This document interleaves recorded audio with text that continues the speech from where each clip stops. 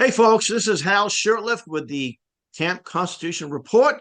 This report can be heard or viewed on our YouTube channel, Podomatic page for our podcast, as well as other outlets, including Amazon, iHeart. We're not giving Joe Rogan a lot of competition yet, but we're working there. We're getting there.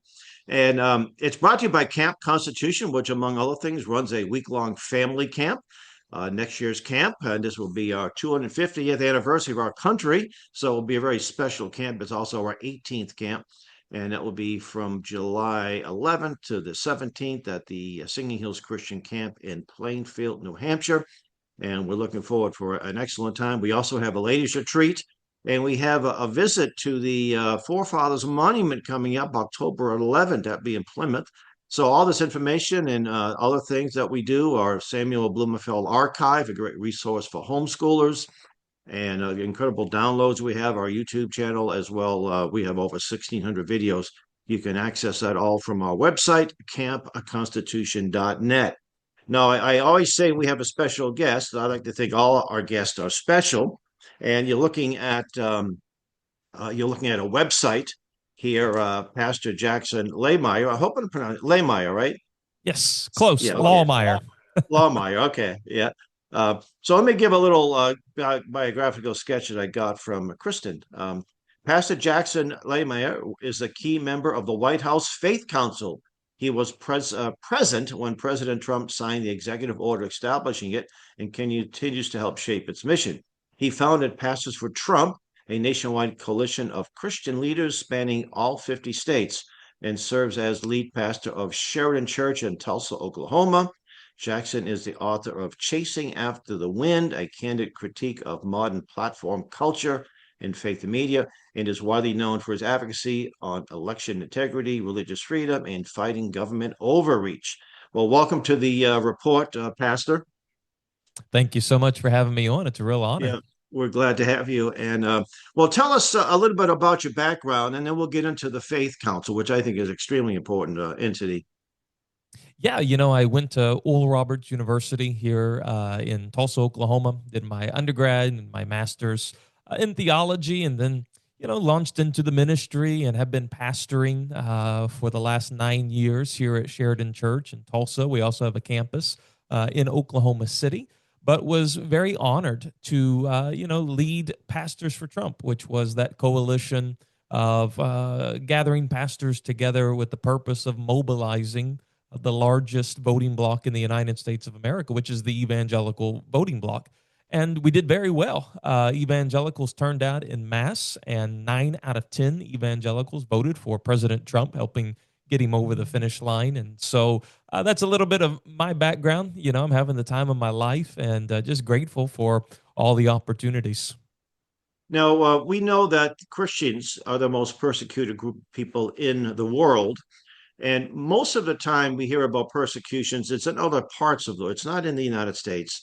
It's in remote, usually Muslim countries, communist countries. And I'm involved with a group called Persecuting the Church. They have a series of banners, Save the Persecuted Christians. That's the group. And they have a banner display of country after country. And many people are surprised to learn that Europe, Western Europe, as well as Mexico, and even in the United States, the persecution may not be as overt as it is, but it's there. So the White House Faith Council, give us a little background on that. How did that get started and your role in that? Well, previous administrations have had what they call faith initiatives. George Bush had one. Trump I had one in remember his that. first term. But President Trump made a promise on the campaign trail to the pastors that if he was to be reelected, he would start a standalone office in the White House, in the West Wing, as a direct report to him, which would be the Faith Office. And this office is geared and designed to protect religious liberty, which is so foundational to the American experiment. And to your point, people understand Christians are under attack in, say, Syria or in the Congo or just, all different parts of the world. We understand that. But here's something that people probably don't realize, and yet it is happening right before our very eyes. There has been a major spike in the United States of America of attacks upon Christian churches. Here's some stats from the Family Research Council. In 2018, there was 50 reported attacks on churches. So that's less than one attack per week in 2018, which is still high. That's one a week. A church once a week was getting attacked in America, 2018. In 2024, there was 415 attacks on churches in the year 2020. That's an over 700% increase. So we went from one attack on Christian churches per week to now more than one attack on Christian churches per day in the United States of America in less than 10 years. So there is a significant increase that we are addressing. I'm one of the trustees of our church here in Alton, New Hampshire, the Alton Community Church. And this was about a year ago. I learned that there was a federal initiative to help churches become more secure because of all of the attacks. I'm thinking, Yes. wait a minute, now this would be under the same administration that's letting this happen and promoting it is now trying to spend money to help prevent it. I said, we definitely live in a crazy country. And I do encourage all church leaders to take some type of safety program, how to deal with active shooters. And one of our camp instructors, Keith Hansen of Critical Dynamics, specializes in that. He travels around the country. And it's not just having a bunch of guys with guns. You have to have a plan. You can't Yes. just everyone pull their gun out, end up shooting each other and taking out people that you don't want to take out. Right. Yeah, so that's and I have a friend who was in Cape Town back 30 plus years ago that you might have heard the story where a gunman came in. Several, they were communist, three or four of them. All he had was a 38 stub nose, but he had some divine inspiration. And even though they murdered about a dozen or so and injured many more, he was able to prevent everybody in that church from pretty much being Wow. killed.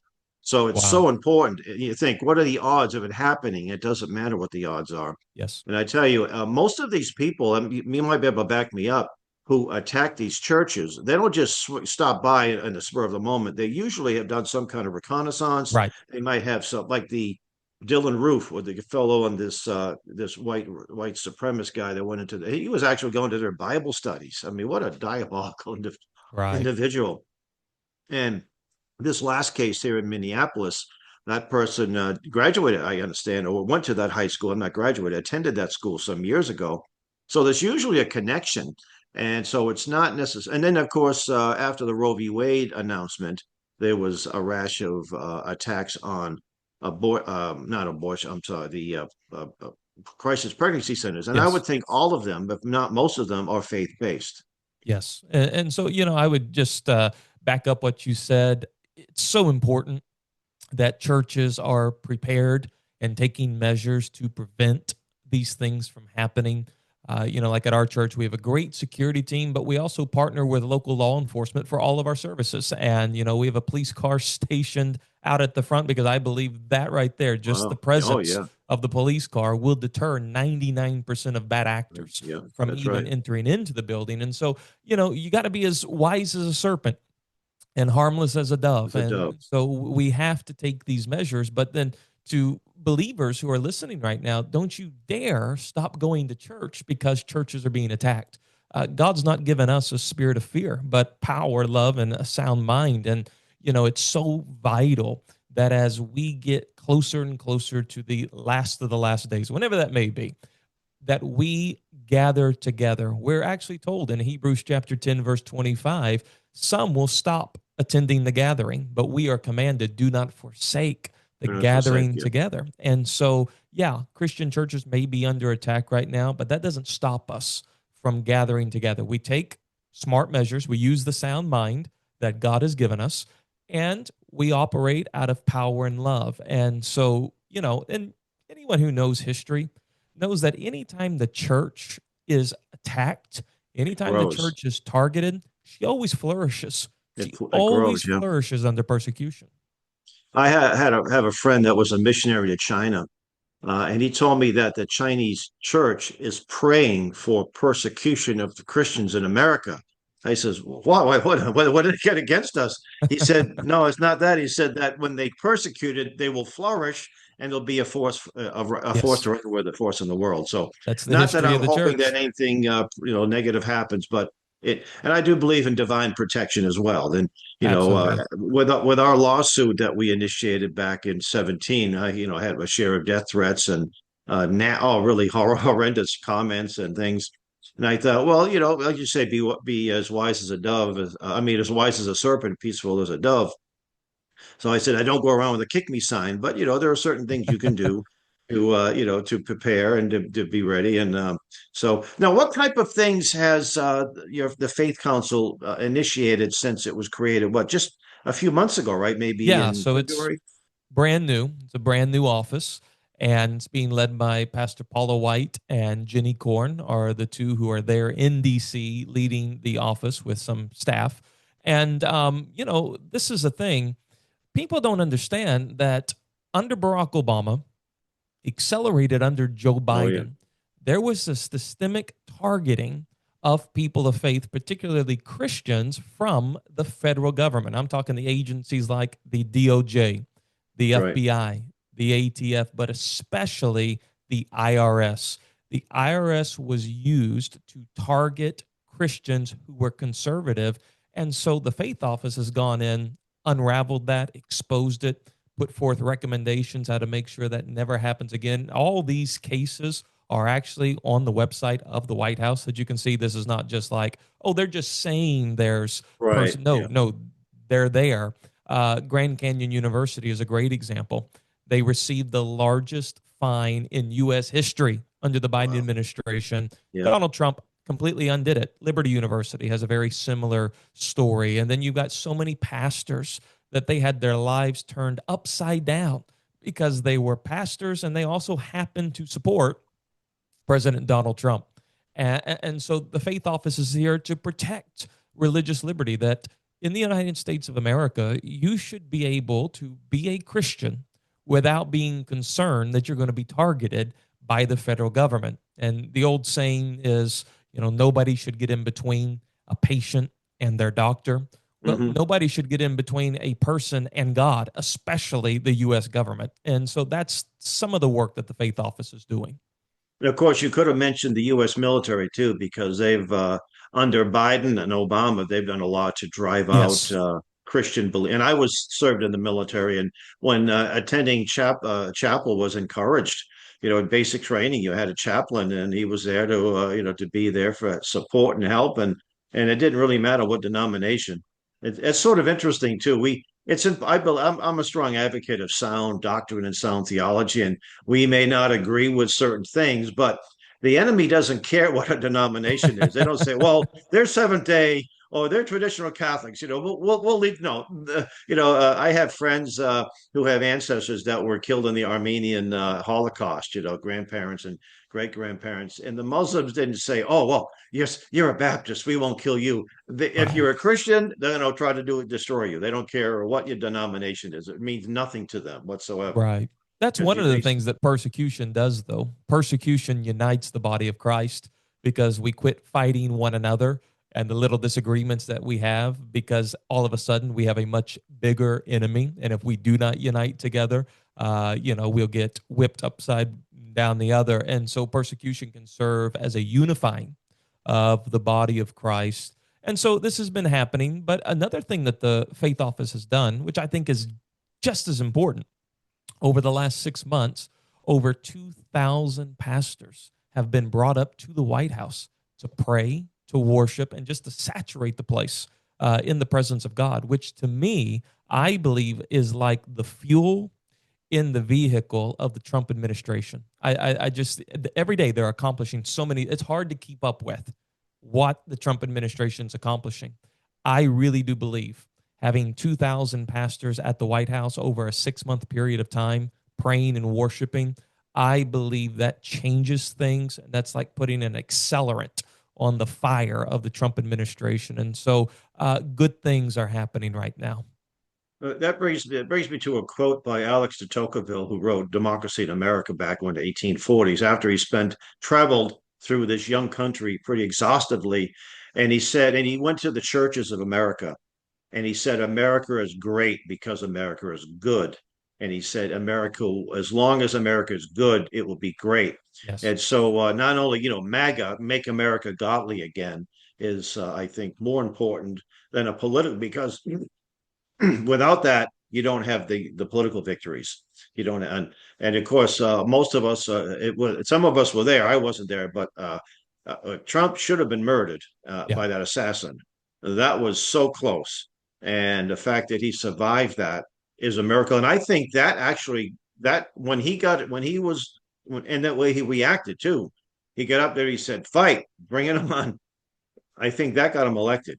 He was Yeah. probably going to get elected or come awfully close, but I think that, and see the how God uses the what the enemy made for bad, for terrible, God made for good. And I think Yes. that's that in Ephesians, and we see that all the time. We also see the overplaying of the hand of the left, especially when it comes to the so-called LGBTQ agenda. They've accelerated it so much that even people that are nominally not indifferent to it or generally supportive, it says, wait a minute now. What Yeah. used to be what two consenting adults do in their own bedroom is nobody's business to. Now it's after the Supreme Court case, Obergefell. I mean, it's been on steroids. It's being promoted, and I see just the last couple of years some pushback on that. So, Yeah. and of course, that is one of the driving entities that has persecuted the church, because the church is one of the few that are standing up against this. Yes. Well, that's the thing, it went from, like you said, two grown adults in their own house, doing their own thing, to where it is, if you do not accept these things, well, now you are a problem. That's right. And the reason that I think people have had a knee jerk reaction is because you don't go after people's children. That's just That's one of right. the things. When you start messing with people's kids, whether they are Republicans, whether they're Democrats, whether they're independents, wherever they may fall, there is a special bond between a parent and a child for the most part. And when you start going after people's children, all of a sudden, they'll get engaged, they'll get vocal, they'll demand change. And I think the enemy went way too far in overplaying his hand in regards to going after kids. I mean, think about it. 15 years ago, if you mutilated a child, that was a crime. It was a And you would crime. be culturally condemned as a psychopath that should be like executed. That would have been the cult. Now it's like, oh, these are heroes. And it swung so far. There's a knee jerk reaction swinging back the other way. It's all big farmers pushing it too. A lot, billions of dollars to be made in it. When you said that, the parents are saying you've gone too far, it reminds me a quote from another great American patriot, Popeye. That's all I can stand. I can stand no more. And then we've had enough. It's time to. And so homeschooling. Is your church involved in the homeschooling? I'm Yeah, sure we you have a lot have of homeschoolers. And I we know have a the learning homeschool. center at our church. So many people, they just don't want to send their kids to public schools for whatever reason it may be. And so our learning center has a waiting list, actually, of Wow, people trying to get in. And, it's a good thing, though, because they're here at the church. They're being trained up, if I would anywhere I'd want children, I want them at our church. I want them here all day. And, we've got kids here from 7 in the morning, sometimes to even 6 o'clock at night, with that's aftercare and wonderful. all that kind of stuff. And so, oh, absolutely. Yeah, one of the things is my pet peeve as I'm driving throughout the Northeast, New England, and Midwest over the years. I'll go by a church, and often, if I have time, I'll stop in. And unless it's Wednesday evening or Sunday morning, they tend to be closed. I mean, nothing's happening, but you go by a government-run community center, and they're full of people. Yeah. So the churches are the community centers, and I'm very happy that our church recently, a homeschool co-op that we didn't even know about, came up to us and said, "Hey, can we use your facility?" And we're thinking, "Yeah, we'd love to I love to love have it. you guys use our facility, and we want more of it." So I'm so happy to hear that your church has a learning center. And Yeah. I something, mean, it's yeah, interesting. You brought it up that the most wasted real estate space in the entire country are churches. churches, yeah, We're literally open for like 4 hours a week. to the to the public. It's unbelievable. So we try to cultivate. We try to keep our church active and alive, engaged in the community, because to your point, we should be the community center for the people that are in our area. Yeah, our church just started a youth group about a year ago. And it's not like we have hundreds. I mean, we have a small church, but we have about maybe up to 20, 25.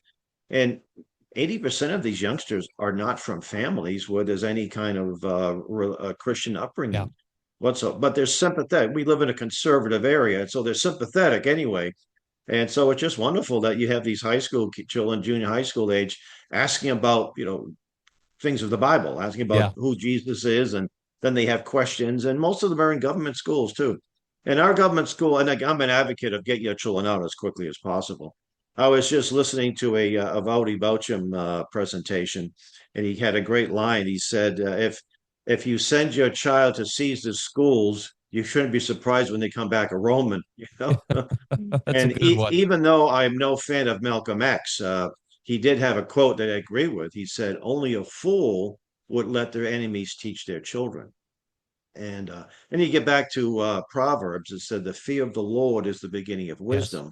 If there's no fear of the Lord, then why do you send your child to that environment? It just doesn't make any sense. And unfortunately, too many Christians put their children in.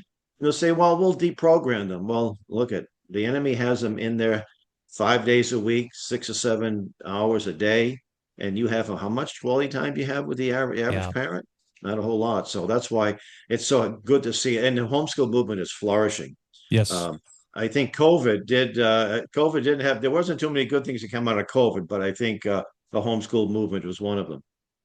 Well, you have a book that's been out, so do you have a copy of it that you can show? I do, I do, I Oh, good. do. Okay. All righty. Can you zoom in on that? Yeah. Chasing After the Wind. Yeah. It's just came out. Daryl Strawberry, the great baseball player, wrote the foreword to it. No, is And he a friend of yours? Is he a yeah, friend yeah, of he yours? comes and preaches at my church. He's going to That's be here next wonderful. Sunday, actually. I saw him. I was at a minor league game in New York. What team was it? It was a single A affiliate of the New York Mets. Of course, he had been an addict. Was he a cocaine Yeah. addict? And Oh, he yeah. recovered.